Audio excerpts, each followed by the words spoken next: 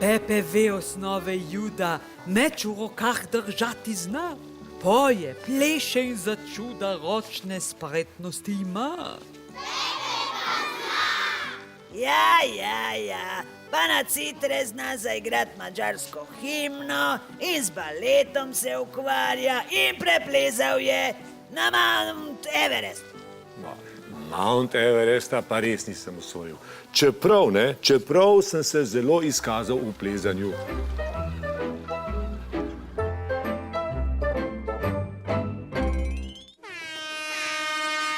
Ribniška plezalna stena je bila zame hud izziv. Uspelo mi je samo zato, ker se je umešal Foxner.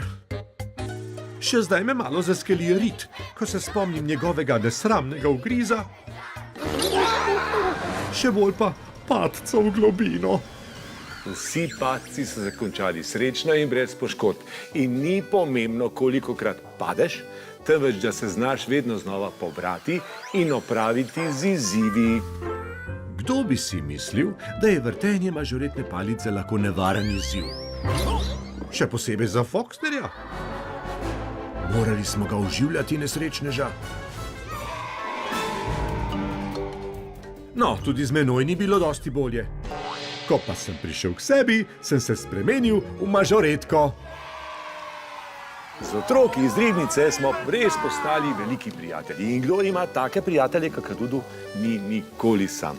Ne, otroci, kaj bi jaz brez vas? Foxnerja si spet pozabil.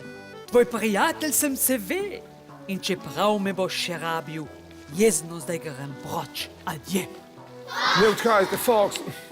Pa se nisem tako mislil, no. Hej! Pepe, hvala za zabavo. Upam, da te naši izzivi niso preveč utrudili. Odlično si se boril. Ribence je zakon. Prideš še kdaj? Pridi! Jasno, da pridem. Jaz in kaka Dudu. In to v krilu. Ja, kar misli si.